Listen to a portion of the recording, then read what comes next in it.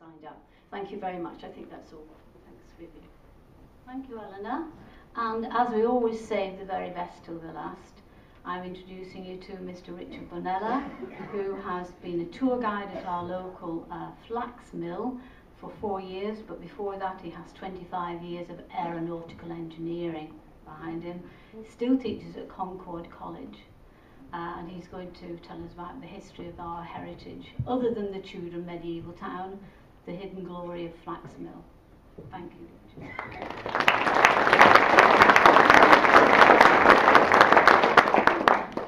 Well, good morning, ladies and gentlemen, and thank you for the introduction and the photographing and the recording. I'm waiting for the fingerprinting. I still think they're up. Ladies and gentlemen, I've lived in Shrewsbury on and off for over 30 years, since the Queen very graciously posted me to RAF Shawbury in 1982, but quite unaccountably omitted to provide me with a married quarter, so I ended up buying a house in the town here, liking it and staying.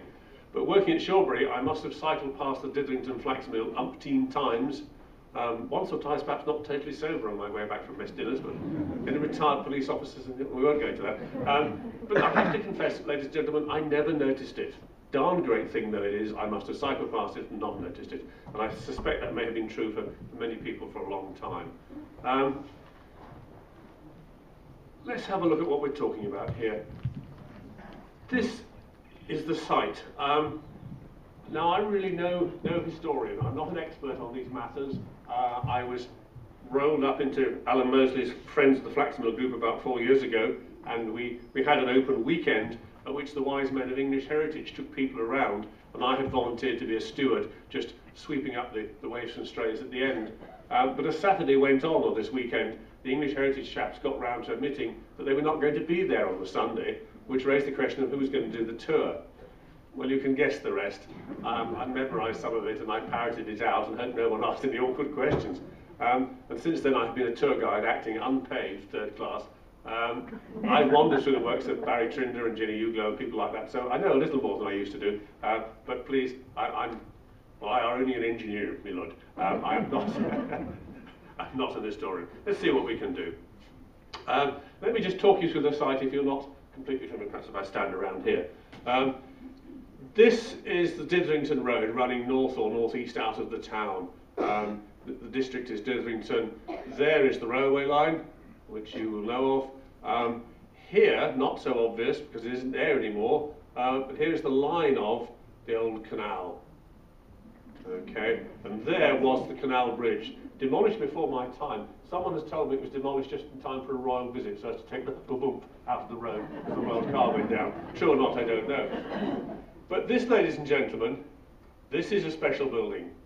Despite its old and rather grotty, that's a technical term, rather grotty appearance, that, ladies and gentlemen, is the world's first fully iron-framed building. Loosely referred to as the father of skyscrapers. There's a bit more to it than that, and we can perhaps go into that in questions if you like, but nonetheless, it set buildings on their way. So that is the building that we call the main mill, and I'm going to talk about that, and that was put up in 1796-97. Took them a year. Need I say there was no planning permission. Around it, well, what else did they have? That building there, we can talk about that a little more, it's what we now call the cross mill, although it's had different names at different times depending on its usage. Behind that is a warehouse.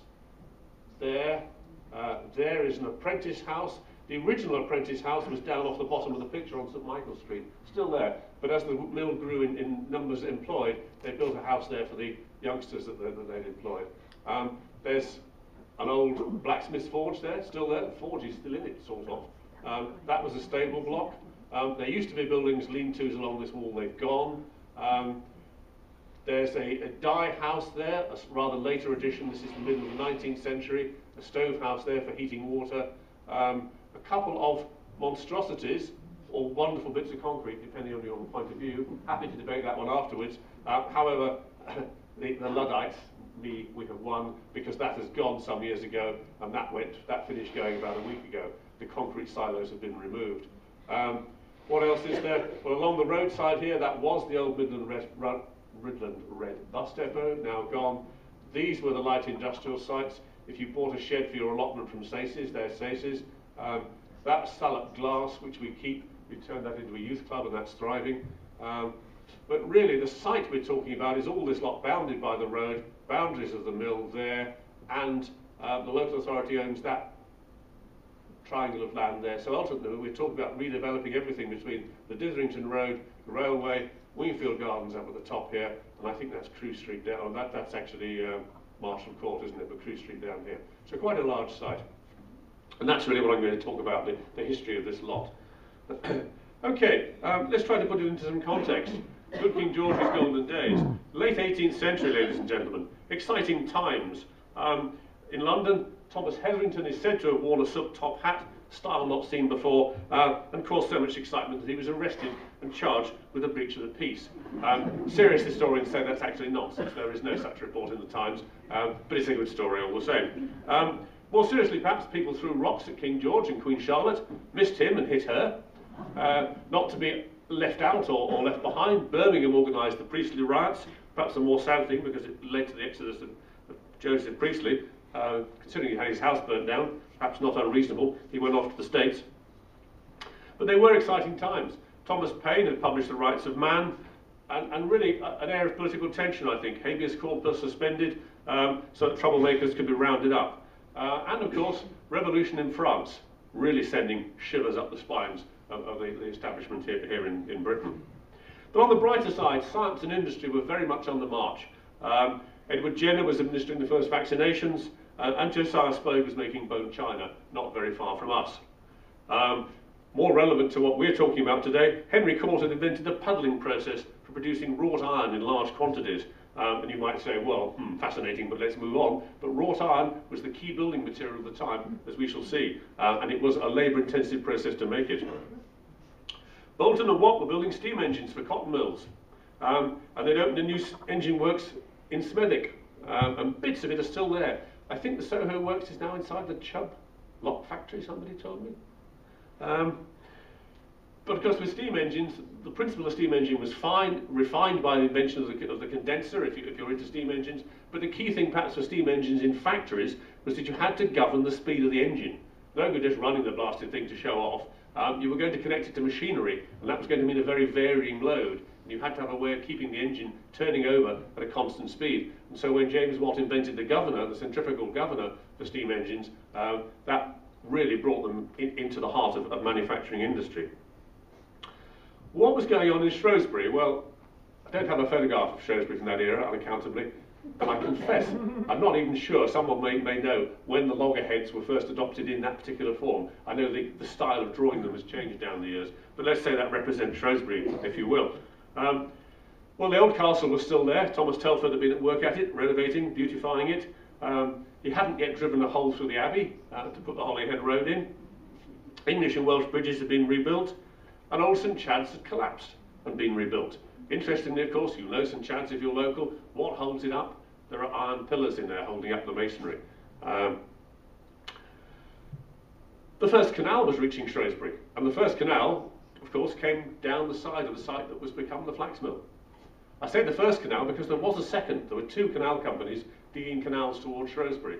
The first one was going to bring coal in from what the district we now call Telford, was the coal fields. The second canal was to come down from Ellesmere. And when news of the first canal arriving in Shrewsbury reached the chaps digging the second canal, they said a rude word, threw down their tools and walked off the site. And the remains of the canal, a slight hollow, slight depression in the field, are still out there near Baschurch. What about the people in Shrewsbury? Well, a population of about 15,000, we're told, so about a fifth of the present population. What did the town do? Well, for centuries, Shrewsbury had been a market town, clearly a county town, but it had been a centre for the woolen trade. Woolen textiles bought in Wales, sold on, and there's always a markup in selling on, but also some of the finishing processes done here in Shrewsbury. And the merchants of Shrewsbury had really done quite well out of that. As you know, we have a Draper's Guildhall and so on here in town. It serves a good lunch these days, as you may well know. But this business of the wool trade leads us on to the flax mill and the partnership out of which the flax mill came. Two brothers, the Benyon brothers, Thomas and Benjamin, were cloth merchants here in Shrewsbury. They clearly saw that the cloth trade was not going to expand, perhaps was in decline, and they were looking around to diversify.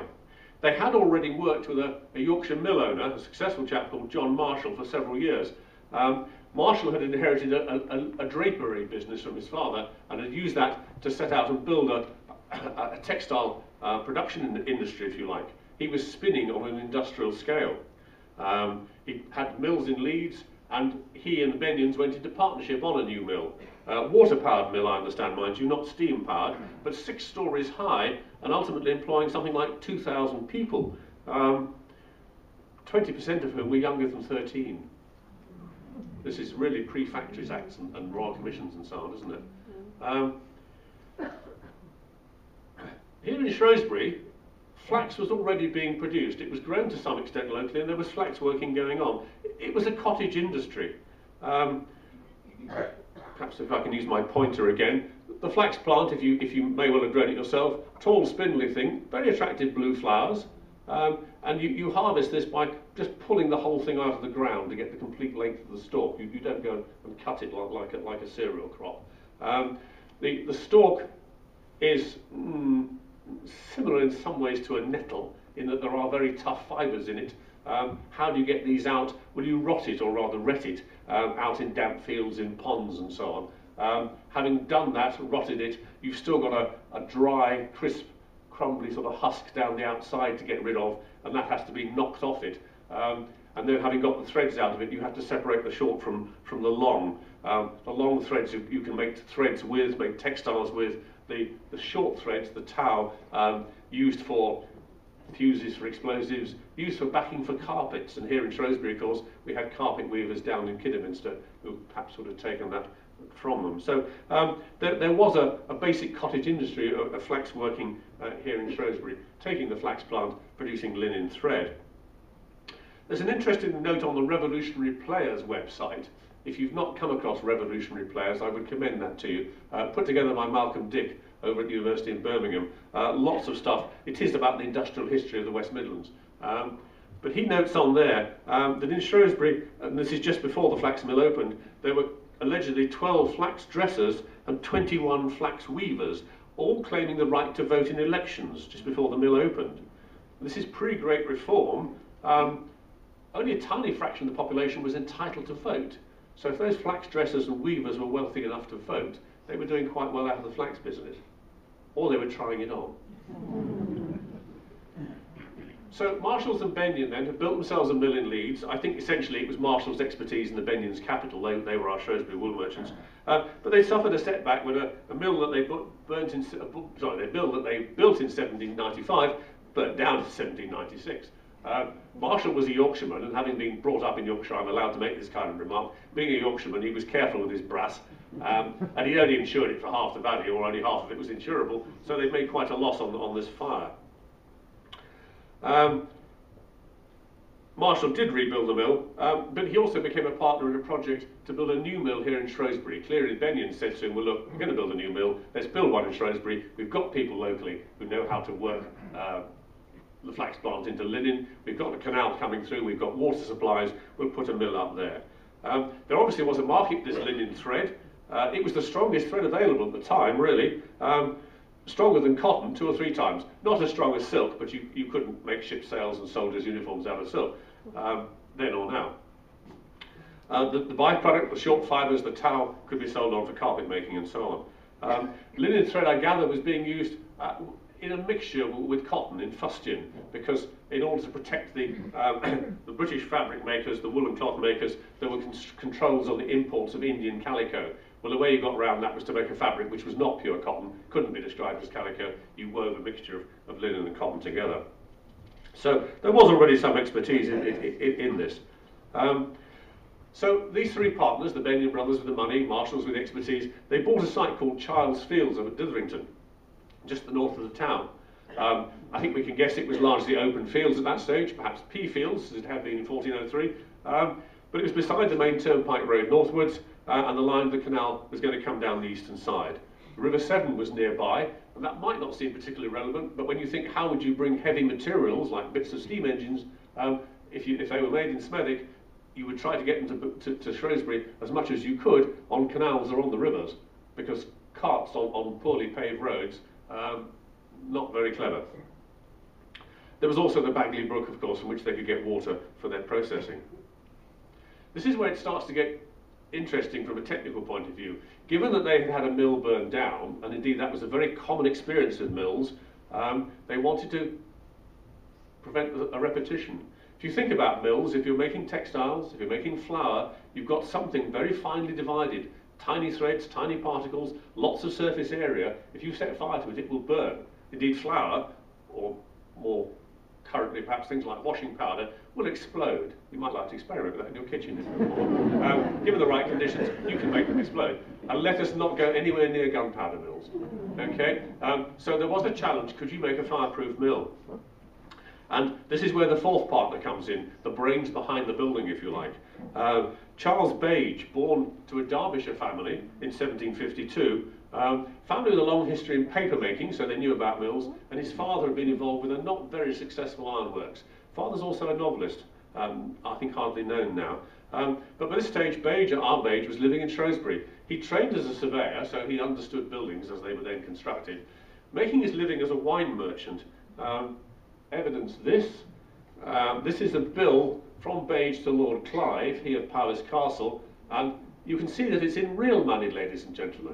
£7, 6 shillings and threepence. Don't we all feel more comfortable with that? Yeah, I thought we might. I did. Okay. And so we know that that's how Bage was making his money. But his passion was iron, which might sound rather a strange thing now, but it's perhaps a modern equivalent might be someone whose passion is IT. What can you do with computers? Because iron was the thing of the time. We were going through a period in which iron had simply been something from which you made nails and fastenings and clips and bits and pieces into something which you made whole structures out of. Now at this stage, you might expect me to show you a slide of the Iron Bridge, so I won't. Okay, that's the second Iron Bridge, ladies and gentlemen, at Wearmouth, but it's the same principle.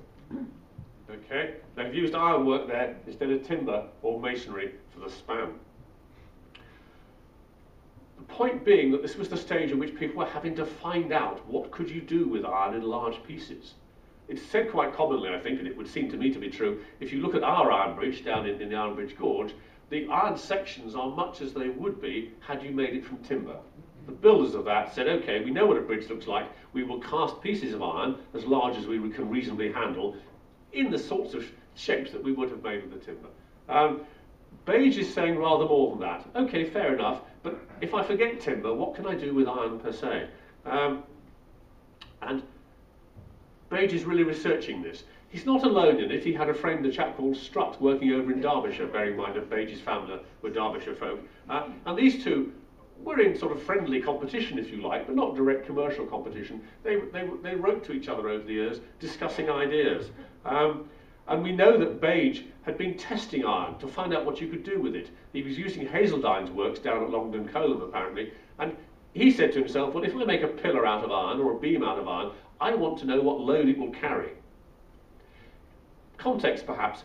If you think of our splendid medieval cathedrals, beautiful buildings, and they stood for centuries. But how did the mason know just how little masonry you could get away with in a flying buttress before it would cease to fly? I suggest, ladies and gentlemen, by grim experience, we don't see the flying buttresses that collapsed. The master mason knew because he learnt it from his master, and these things were handed on down. Bage is saying, I'm going to test this lot. You will be chuffed to hear that he did his tests also with old money. He recorded his loads in hundredweights, CWT. You try writing CWT for a youngster, they haven't a clue what you're talking about. Hundredweights, okay? And so Bage knew if I make a certain beam or a pillar, this beam will bend and collapse, this pillar will buckle if I put a load of 600 or 800 weights on it. So if I came to build with it, I would apply half that load. And he seems to have used half as a safety factor by and large. Modern engineers might quibble with that, but he had the idea of test it to destruction and then step back a bit and allow a safety factor. Bage was doing all this kind of thing.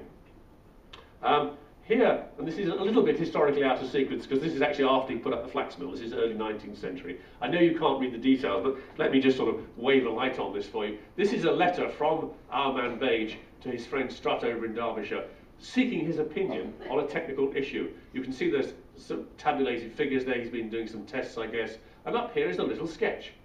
The sketch of a strut, no connection with the other man's strut, made out of cast iron. And he's talking about the problem of joining bits together. If you bolt them together rigidly, then the building settles slightly, will the bolts shear, and then what will happen? Is there a way around this? And I'm very fond of this one, because if you visit the flax mill, and I hope you've either been or will go, if you go up to the top of the cross mill, there in the roof space are struts rather like that. Similarly in the top of the warehouse, we don't often open it up quite so much, but those struts looking like that have survived. That's how he put his buildings up.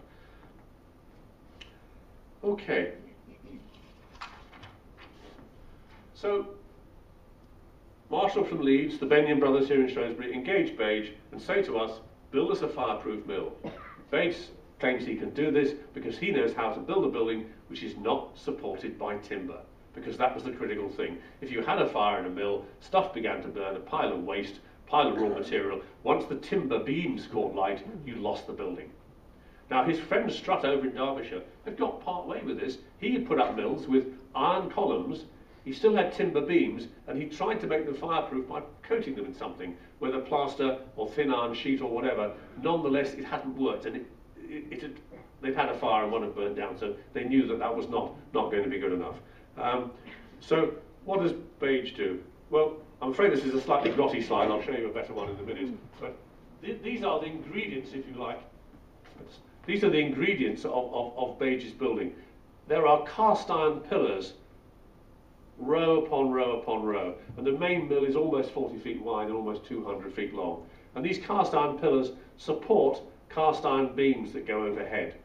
And there's a beam there, and another beam there, and another beam there, and they run down the building. So the beams run across, and there's a whole series of beams down the building. Between the beams, and you can just see rather dimly, there are brick arches. So he's filled the gap beam to beam with very shallow brick arches. Arches in their nature will spread unless you anchor the feet of them in some way. If you think about a bridge has got to go back into a bank.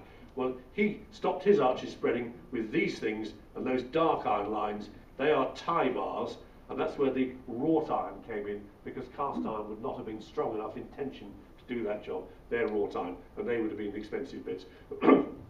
It is not one long rod running 200 feet the length of the shop. They're individual rods across each arch. But certainly while the arches were being constructed, until they got the heavy walls in at the end, they would have been very important, and probably still do carry some load.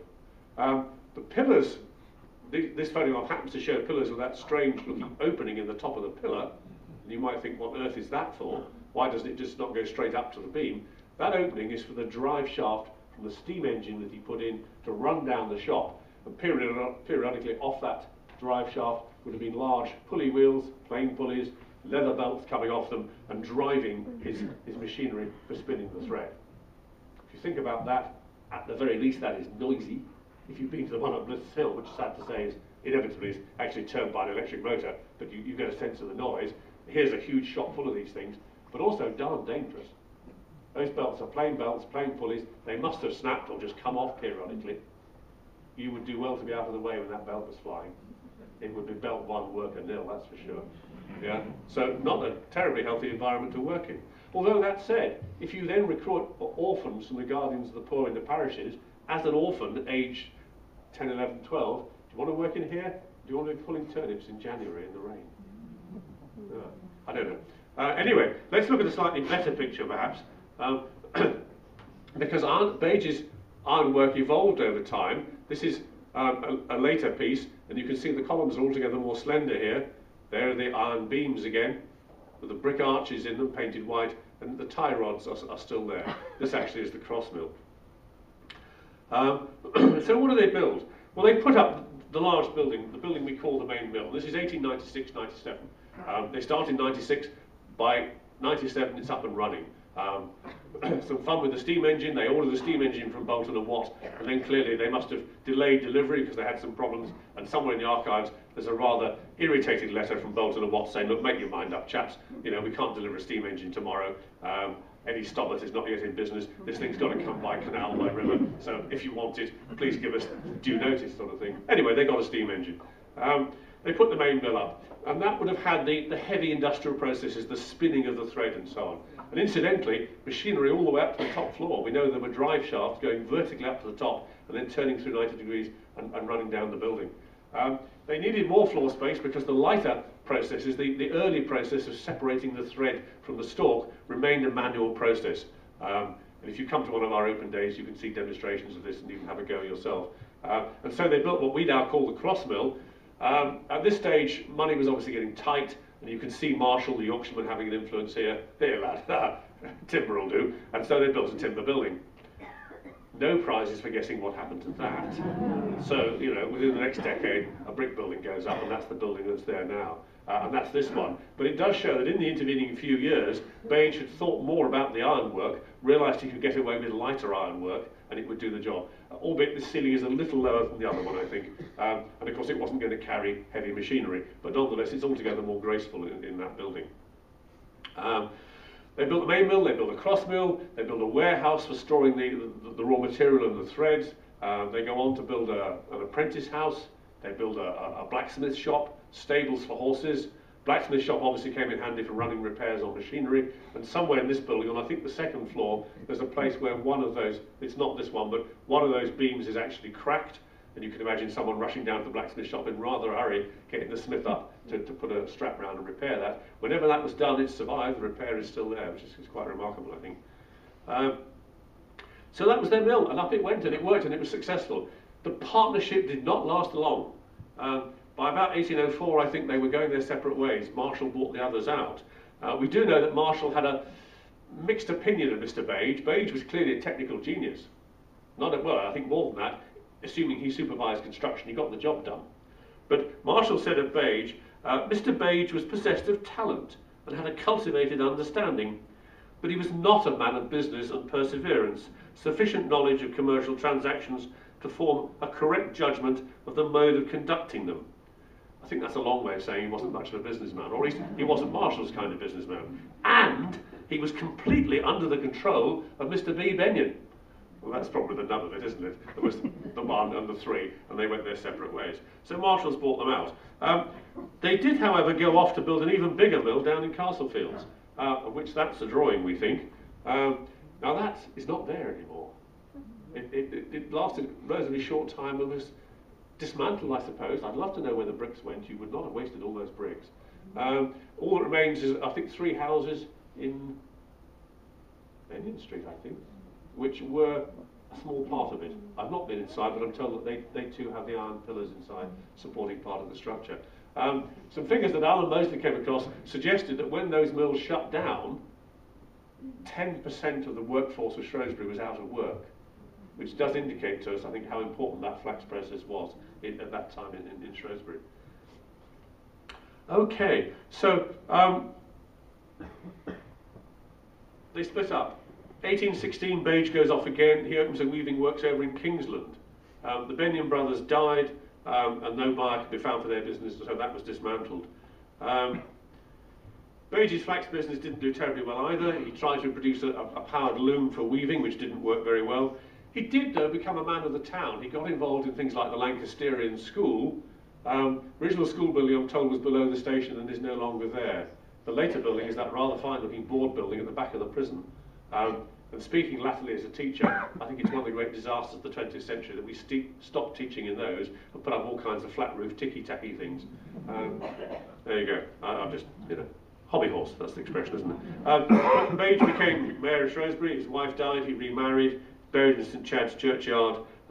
His second wife inherited the business, but it went bankrupt in 1827. We should perhaps consider that the Napoleonic Wars, which were going on when the building was built and in the early part of its life, were good for business. There was a depression afterwards. So Marshall really did quite well to prosper throughout this time. And Marshall went on, the wider Marshall Company, to do very well. Flax came in from Ireland and continental Europe, from the Low Countries, from the Baltic, right across Europe almost. He got to the point where Marshall's mills were producing 1/10 of all the linen thread produced in the UK. The spinning industry in Leeds got to the point where they had 59 mills between them, apparently. So you can see this as part of a wider picture. And eventually Marshall ran the largest linen business in Europe. As is not uncommon, his sons and grandsons were less successful. They added the dye house, and if you come and see our site, you'll see the dye house.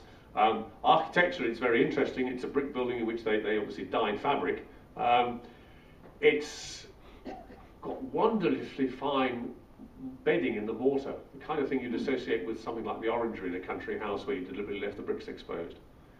It's got rubbed brick on the arches. Must have cost money even then. Why on earth would you build an industrial building like that? Crazy, really. And perhaps that was a sign of things to come, because that went up in the 1860s, in the 1850s, I think. But really, by 1886, they were out of business and the site was sold off. The Marshall Company continued, but they stopped work in Shrewsbury. And when they sold the site, they sold it for only £3,000. Well, nearly a century before, when Marshall bought his partners out, it was £64,000. So you can see how the thing had changed. So then we have a situation, building running for nearly a century as a flax mill. Enormous great building, first fully framed, iron frame building in the world. The company goes out of business on that site, no longer wants it. What happens to it? In the ordinary course of events, you would suppose it would fall down or get knocked down, but not in this case, because along comes Jones, the maltster. William Jones looking for a building in which to malt barley. This building will do the job. It's got a large floor area, it stood empty for 10 years, it's going cheap. So by the late 19th century, this thing is being converted into a maltings, and that's how local people know it, which is why we talk about ourselves as the Flaxmill maltings. To an historian, it's a flax mill. To a North Shrewsbury resident, it's the maltings. Making it into a maltings required some pretty major structural changes. The malting process is part of the noble art of brewing beer. Hooray! You're taking barley grains, germinating them, allowing them to germinate for a few days until you've got the right proportion of starch and sugar in them, stopping the germination, and then that's the raw ingredient which is fermented into beer. So in order to do this, you have to soak the grain. Well, first thing is you have to store the barley, so you need a store, hence those two silos later on. In the early days, they were storing it in the warehouse that had been built for flax. And if you think about it, a sack of barley grains, a darn sight heavier than a bundle of flax.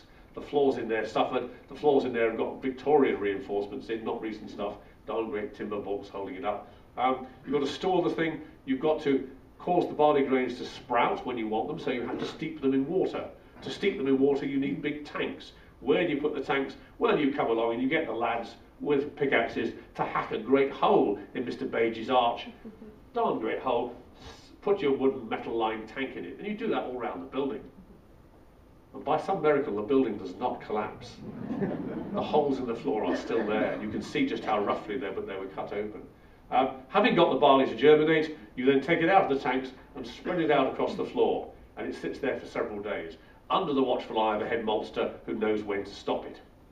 You do not want all the light and air that the flax mill required. If you think about working with thread, you want as much daylight as possible. By the way, the flax mill had gas lighting before the town did. Not difficult in Shrewsbury because we don't do anything without due consideration. But in order to get as much light as possible, they had all windows, you know, the wall was full of windows. The maltster didn't want that. 2/3 of the windows were bricked up, the rest reduced in size, and wooden shutters put in with some quite cunning little ratchet mechanisms so that they could control the airflow through the building. The floor here, you can't see it very well, that side of the building, this is the cross mill by the way, the lighter one. You can see there's barley down there, retained by boards between the columns, and this at the moment, this seems to be empty down the centre. Had they simply put the barley grains onto the brick floor that was there, you can imagine the grains would have gone down between the bricks, and within a week you'd have had a field of barley. Pretty, but not what you wanted. So they took up the bricks, concreted over the floors. Some of the bricks were used to block up the windows and are still there. So you've got windows blocked up, you've got holes hacked in the floors, and you've got the floors concreted over. Some major changes, which might have threatened the integrity of the building, but as it has turned out, that has preserved the building. If nothing else, it put it back into use, it didn't get knocked down. I've heard some structural engineers suggest that actually bricking up some of the windows might have strengthened the building, it might have been an advantage. That's discussed still, I think, but it's certainly a possibility. So that is what it became as this maltings. And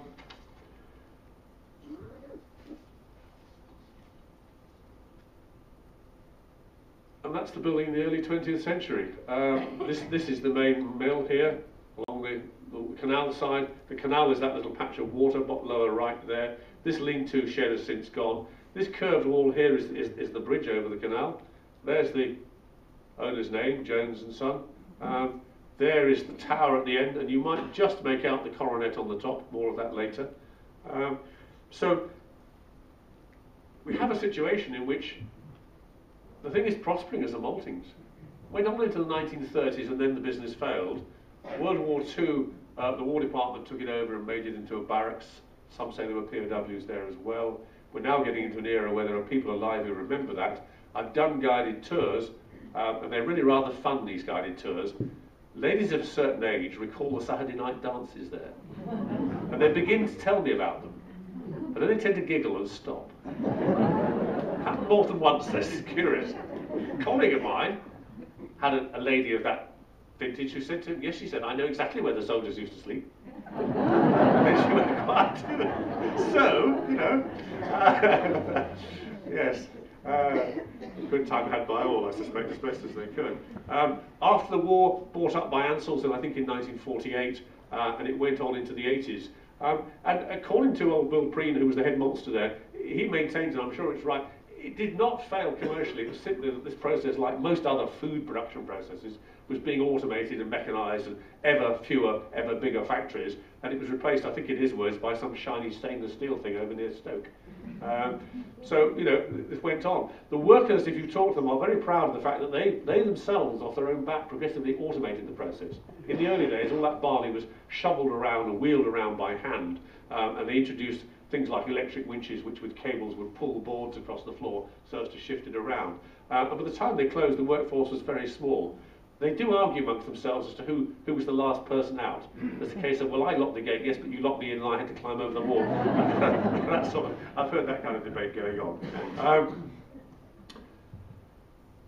The concrete silos were added. They've now gone, thankfully. There was a suggestion with one of the concrete silos that it could be kept and turned into some sort of accommodation, but the concrete was extremely poor quality. Think about the elevated section of the M6 in Birmingham and you'll have the right idea. And it was obvious it was going to cost so much to make the concrete sound before you began to convert it. It just wasn't economic. It might have worked in Chelsea if you've been in London, but it wouldn't work here. So there we go. A century as a flax mill, a century as a Maltings, the building survives. But by the 80s, 1980s, the thing is being sold off again, is abandoned almost. What happens to it? Well, there were, it was left in this sort of situation. That's Saces, the shed company, now gone. Gates are shut, as you can see. There were, I think, two private individuals who bought it up with a view to doing it up and perhaps making it into housing. And I don't know the details, but I think, in effect, both of them found that they had probably bitten off more than they could chew. Took from it anything that was saleable as scrap, and if you go in there, some of the later iron and steel work has clearly been cut through with a flame torch and the metal work gone. So sadly, one way or another, we have almost no artefacts left. To be fair, there would have been no artefacts from the flax mill, because when it closed down as a flax mill, the steam engines would have been sold either as a going engine or a scrap or whatever. You wouldn't expect to find anything very much, and the same, I guess, for the spinning and weaving machinery. So two attempts to refurbish it, neither of which has really came to anything, and in 2005 English Heritage brought it up. And that, we hope, is the saving of the thing, really. English Heritage bought it up, and there was a view that this sort of thing could be done with it. In, I think, 2005, immediately after English Heritage bought it, they engaged a company called Urban Splash. You might know of, they're the people who sorted out central Manchester after the Fenians had very helpfully demolished parts of it to give us a clear run at it. And the Urban Splash era, the notion was, look, if you refurbish, rehabilitate, restore whatever the main buildings, there's the main mill, there's the cross mill, warehouse, apprentice house. Oh, and that's the kiln. I forgot to mention the kiln. The monsters, of course, needed to dry the barley after they got it germinating, so they put the kiln in. As you drive past, it's the thing with the pyramidal roof. But if all the historic stuff was refurbished, it would then be an attractive site. The historic buildings could be used for community use, for commercial use, offices, etc., etc. And then around it, on the empty land, you could build low-rise housing like that around there. That's between the mill and Wingfield Gardens at the top, housing there, and housing along the street side here.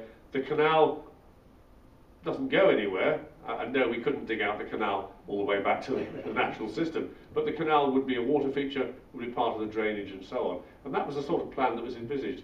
It was realised that any developer would say, well, yes, this is all very well, but if I do that, it's going to cost me considerably more than starting with even a brownfield site, because I've got this wonderful old thing in the middle here. There was the so-called conservation gap, and money was going to have to be found for that by some means. We're talking 2005 or so here. Well,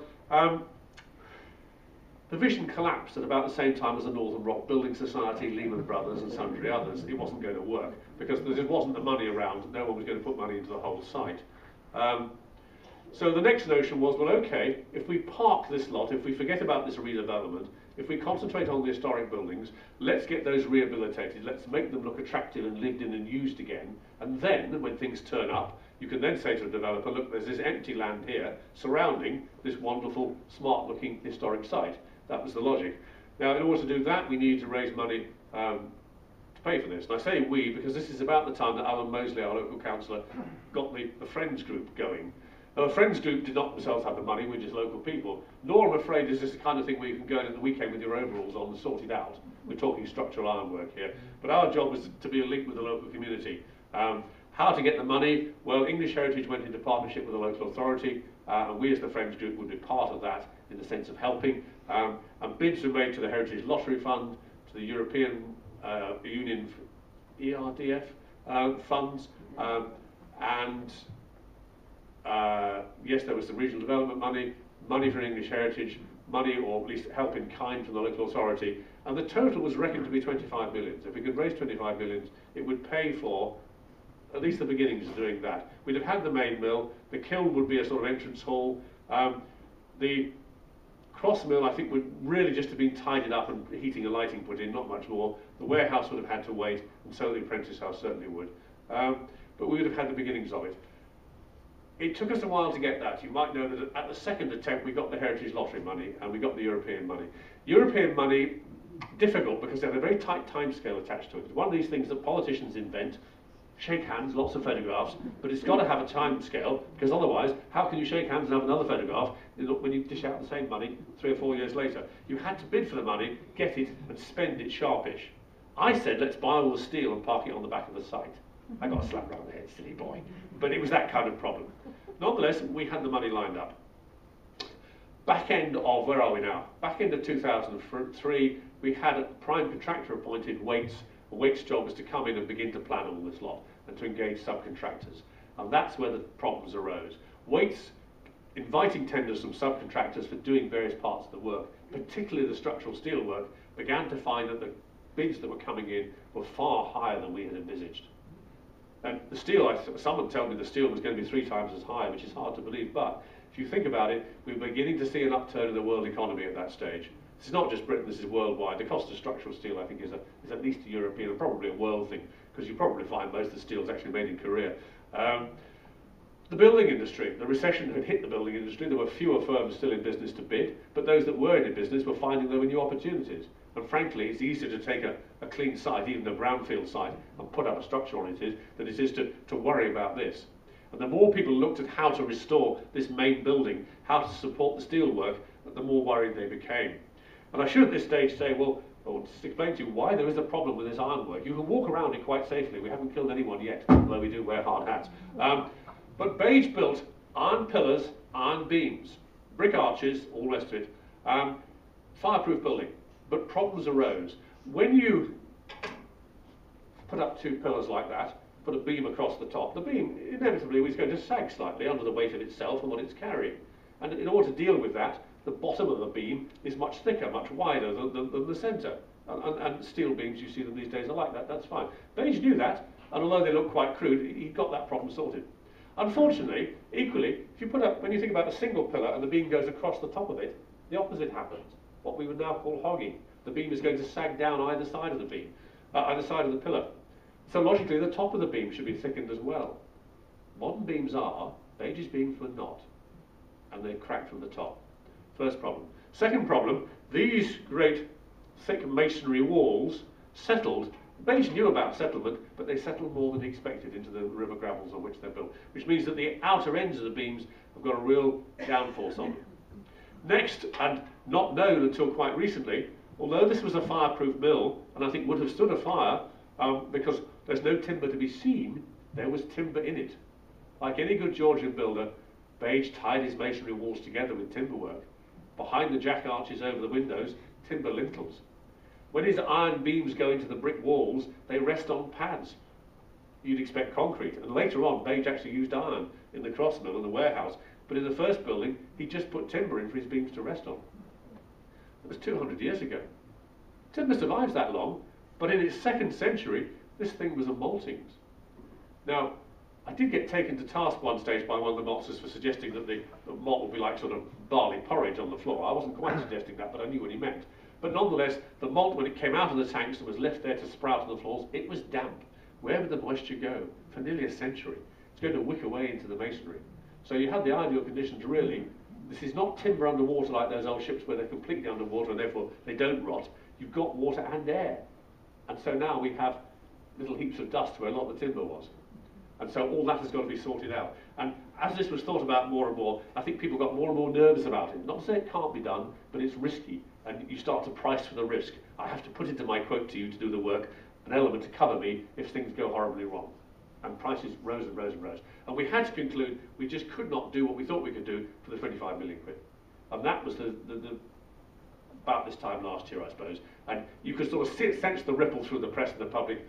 Here we go again. We have heard this so many times. The flax mill is talked up and gloom and doom again. And we were pretty miserable ourselves. You know, it was tempting to go down to the Dolphin and simply drink it dry, but we didn't. We had a beer, but we didn't drink it dry. So where do we go from here? We are making progress, ladies and gentlemen. I guess this is really my sort of concluding point here, that despite realising that 25 million was not going to do what we wanted, we're making progress. In this picture, the north silo was assumed to have gone. It was structurally unsafe after somebody set fire to it. It went a couple of years ago, as you know, not there.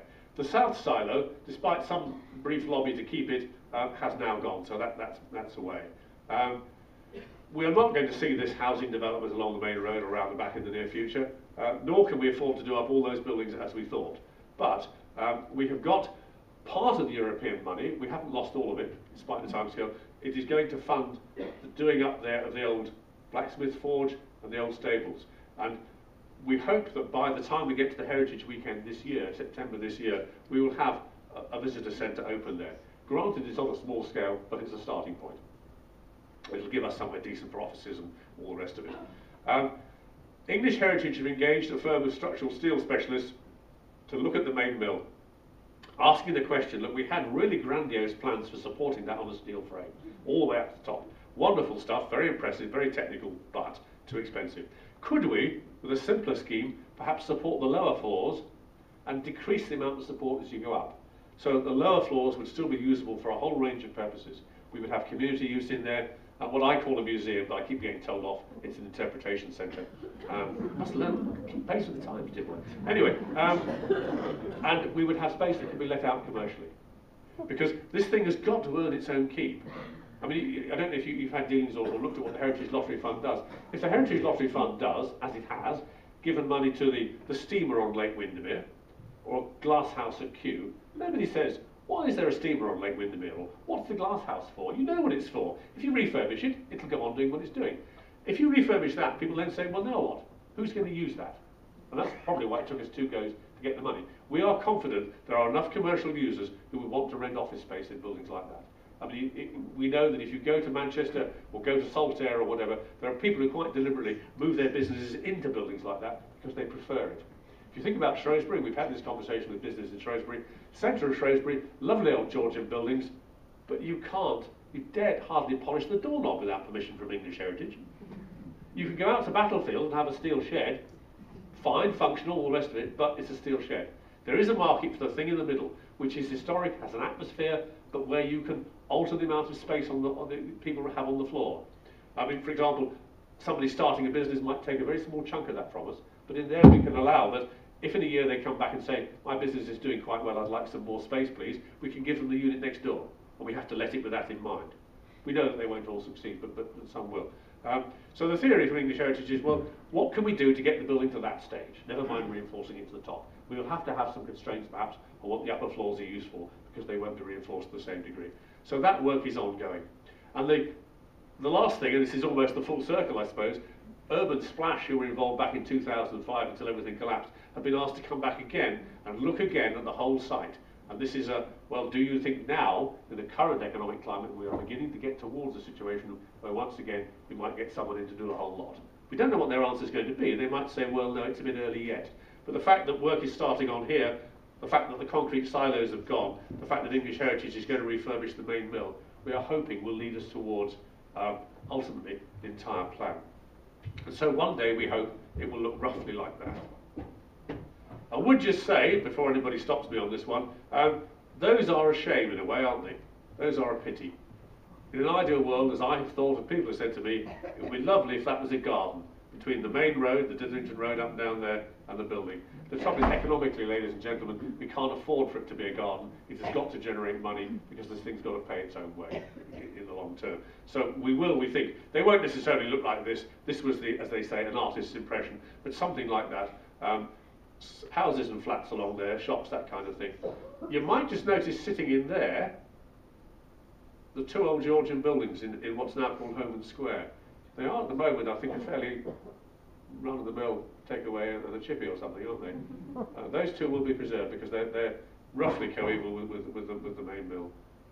And also that land at the back there, that may well have to be parking space, because if you look at this, if people are going to work in here, where will they park? So that's the plan for the whole site. So there we go. That was just a vision of what the inside of the kiln might look like. The kiln, by the way, the kiln is completely rotted, has to be taken out. But this is the sort of thing, the brick structure survives, but you put new fittings inside it. And so it really brings us to this stage, where the old lady sits there, awaiting a new lease of life. Those are the bricked up windows. You can still see the ghosts of them on the walls. This wall now here on the right, of course, is clad in scaffolding until the structure is sorted out. And very finally, I guess, that's our emblem, the coronet. It's in good nick. My solution, wire brush coat of hammerite. It may turn out to be more expensive than that, but you know what I mean. And I just sort of close with this because I kind of like this story. When I take tours around, I tell them what I know or what I think I know with the usual caveats, but from time to time I make stuff up.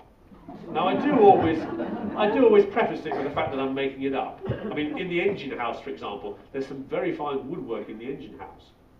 Well, you know, on a modern factory, the standby generator, tucked at the back of the site somewhere, you're lucky if anybody knows where the key is, I suspect. But in those days, an engine house, big steam engine in it, gleaming brass. If you were the manager of that plant, you would have taken your visitors around there. And so I like to say to people on tour, well, just imagine, if you were having dinner with a manager here, you'd have dinner and he would drag you down to the engine room. I think the visitors there would separate by gender. The men would stand there pretending that they knew how it worked. The women would stand there going, God, I'm cold. Haven't we finished yet? Almost that effect. But when it came to the coronet, my story for the coronet was, we know this is put up for Queen Victoria's Diamond Jubilee, so this is Maltings era. The tower there is quite early, and they were using the tower for hoisting gear to hoist up sacks of barley. By the 1920s, there was electrical machinery, and some of it's still there. But Queen Victoria's Diamond Jubilee, I like to imagine somebody going around the country like a timeshare salesman, flogging ornamental ironwork, going to the manager and saying, you're a patriotic gentleman, sir. Queen Victoria, bless her, Diamond Jubilee, your factory would be complete by having one of these. And I was just pattering, really. But then a colleague of mine, Joanna Layton, came across a facsimile of a catalogue produced by a company called McFarlane's up in Paisley, and they were really doing exactly that. We can find our coronet in the catalogue, because the main structure you bought, and then you chose which twiddly bits you had on, like that little, whatever that, it's not a rondo, is it, with a sunlight thing over there. And this was basically number 400 and something in the catalogue. And the story behind it apparently is that it ties back to our flax mill.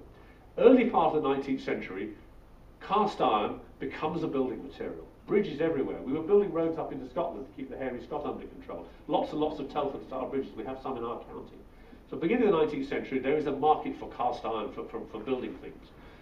19th century goes on, and steel comes into use. Bessemer produces his converter and all the rest of it. So gradually, cast iron is less in demand as a structural material. if you're making cast iron, how do you change track and stay in business? You start to produce ornamental cast iron. The stuff which graced most of our towns until 1940, when someone said, let's chop it all up for the war effort. My dad, who was a young Air Force navigator in those days, is very cynical about that, because he said, yeah, but it turned out it was all the wrong kind of iron, and they just dumped it in ditches.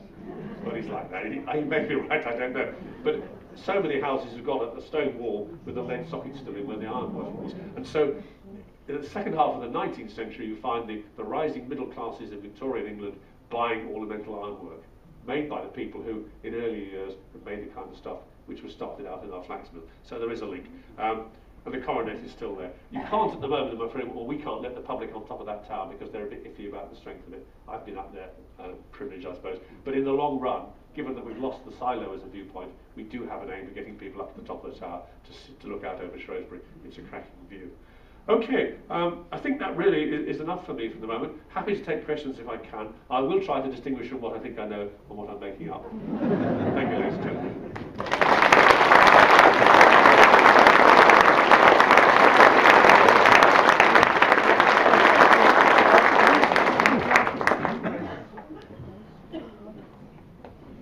Oh, a hand at the back, thank you very much. You mentioned the fact that you have European funding in place. Is that funding still there, bearing in mind if this money is not spent and we have a referendum in 17 and we pull out, what happens to that funding? Absolutely, but actually the answer to your question is no, it's not, other than it has paid some of the cost of the doing up of the forge and the stables and so on. It was to have been something approaching 6 million, I think. I think we've had 1.5 million in here. So we have lost some because of the timescale problems. The biggest single chunk of money, which is over 12 million, is the lottery funding. Now there we've not lost it, it is in the pot. The lottery organisation have said to us, look, you will have to reapply because what you're doing with it has changed so much. I think this is almost to do with their own accountability, to be honest. They're not handing out the money for that project, which ends up being spent on something totally different. So there's no suggestion from lottery funding we won't get it, but we are going to, I think, for purposes of record and accounting and auditing, we are having to explain in some detail what we're going to do. And I suppose that can't really happen until and it's AKT, I think, that English Heritage have engaged to look at the structural steel problem. When they come up with an answer, we can say what will happen to the building, then that will be sorted out. We've got that. There's money for English Heritage, of course. And I should say, perhaps, in terms of money, I think our saving grace is the position of English Heritage in this. Some of you may be involved with Lord Hill's column here, Project 4. Well, I guess you could say there, Lord Hill's column, English Heritage turns up, tells you what you can and cannot do, and goes away again. Can't do that with the Flaxmill, because in addition to being the regulatory authority, they're also the landlord. It's their site. And the local authority, the county council, is, I think, in the process of actually deeding across the bits that they own, because I think the local authority put the compulsory purchase on the Middle of Red Bus Depot, for example, and the light industrial stuff. And in the end, all that, I think, for nominal consideration, will go across to English Heritage. They will control the whole site. So it's down to them to make sure it doesn't fall down, as it would be with any listed building, but equally it's down to them to actually do it. And one way or another, I think that will ensure that something does get done. It doesn't give you a time scale, but I think it does guarantee that in the long run, this building will be saved. But fair point, no, before we get to referendums, we've lost some of that money, because we just couldn't spend it all fast enough. What type of iron is the frame made of? Is it cast iron? Yes, it is. The pillars and the beams are cast iron.